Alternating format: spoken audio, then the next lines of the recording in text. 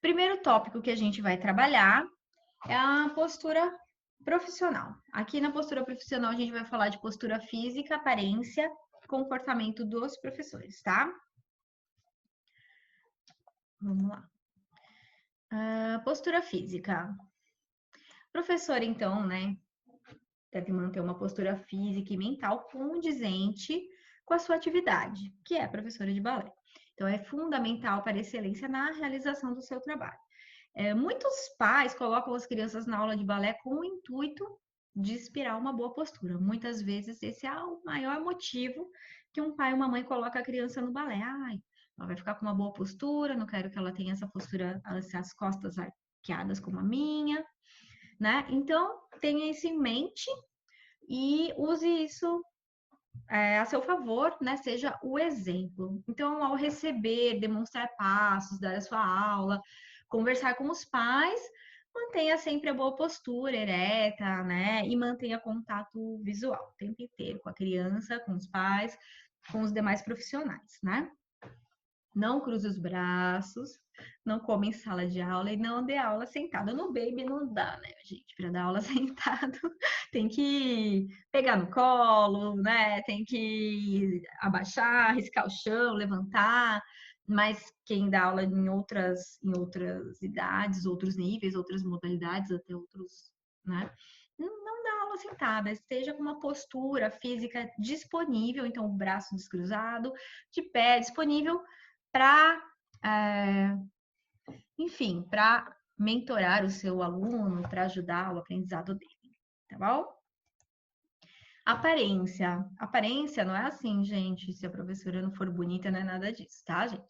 O professor, ele deve cuidar da sua aparência usando o uniforme da escola, se tiver, né?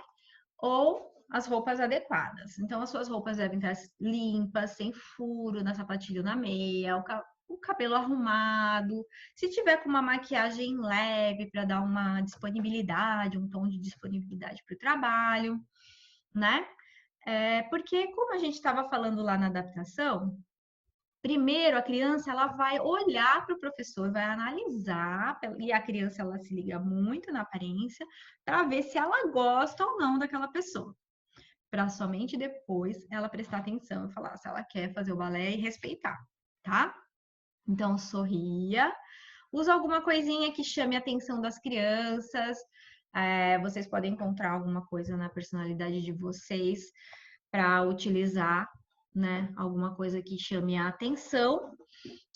Então, se a escola tem o uniforme, camiseta do estúdio, você usa. Se tem um código de vestimenta, todo professor tem que usar o colame, a calça, a sapatilha, ou todo professor tem que usar, enfim, né? Roupa preta e tal. Use, esteja sempre com a sua vestimenta da sua profissão, do seu trabalho, tá? Que mais, né? Coloquei aqui que as crianças elas gostam de cheiro doce. Sabe aqueles perfuminhos doce, assim, chocolatinho, moranguinho, elas amam, né?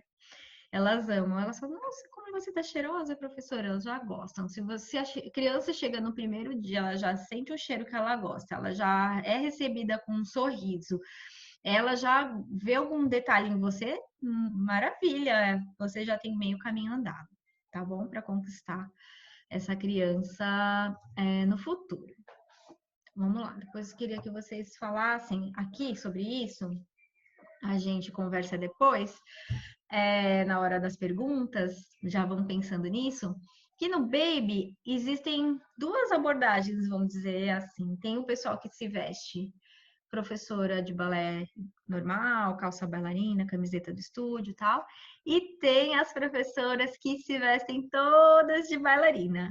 E aí eu queria saber qual que é a opinião de vocês em relação a isso, se vocês gostam de ficar igual a elas, se vocês acham que tem que diferenciar sua roupa, né, seu uniforme, sua vestimenta delas, e eu queria saber como vocês fazem e qual o que vocês sentem delas por você se vestir assim. Vamos lá. Comportamento. O professor, né, ele tem que ser o empreendedor da sua aula O que que seria isso? Ele tem que, entre aspas, vender a sua aula, mesmo que ele não ganhe por porcentagem, ou que ele não seja o dono do estúdio, ou não, né? Mesmo que ele seja apenas um funcionário, enfim. Mas você tem que ser um empreendedor dessa aula, né? Você tem que ser o cartão de visitas, o primeiro a divulgar, certo? Então, você que demonstra todo como a sua aula é legal e está sempre divulgando isso, quer seja virtualmente, redes sociais, como quando você conversa com os pais, quando você conversa com a dona da escola, quando você conversa e até mesmo com os alunos, né? O bom professor, ele precisa ser uma pessoa interessante e apresentável, né? Tem que cativar os seus alunos, principalmente no Baby, não tem nem como você não fazer isso, né? Você precisa passar confiança para os pais, que devem ter a certeza que a criança está em boas mãos, né? Então, nada daquele professor que não cumprimenta os pais, que passa com a cabeça baixada, que vira assim. Não, sempre façam uma boa tenha uma boa relação com todos os envolvidos no seu trabalho, né? Desde os pais, como a escola e tudo mais. Bom, pontualidade, né? Vamos falar de pontualidade. A pontualidade, assim, não é que a gente chegar na hora da aula, assim, cheguei, minha aula às 7, aí chego lá às 7 horas. Não. A pontualidade, né? Você ser um bom professor, você chega 15 minutos antes, né, para preparar o material, colocar as músicas no ponto, a playlist no ponto, ver se a internet está funcionando, se não, se você vai usar as músicas que estão salvas no celular, se você vai usar algum material já está lá em cima, você já pega, está na outra sala, você já pega. 15 minutos antes para você arrumar tudo. Começa pontualmente e termina pontualmente, né? Porque não só o início da aula ser pontual, como o fim da aula é pontual, mostra respeito, a gente não sabe se os pais depois têm algum outro compromisso, se a criança tem algum outro compromisso, se a criança tem condições de passar mais tempo prestando atenção na sua aula do que o horário combinado, tudo isso, né? E então você iniciar pontualmente e terminar pontualmente demonstra o seu profissionalismo e respeito ao horário das demais pessoas, tá? Às vezes a gente acha que em dança, principalmente com aula de mais velho, né, adolescente, adulto, a gente acha que passando do horário, a gente está, na verdade, dando um bônus para a pessoa, né? Então, se eu comecei 10 minutos atrasada, vou passar 10 minutos, passo 15, passo 20, assim, eu dou um bônus.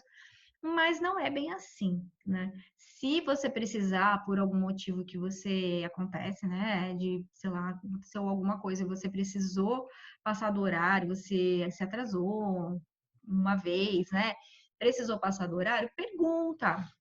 Pergunta para o pessoal, gente, se for no caso de criança, né? Pergunta para os pais, olha, tive um problema, me atrasei, tudo bem eu passar tantos minutos? E aí as pessoas vão te dizer se para elas está tudo bem ou não.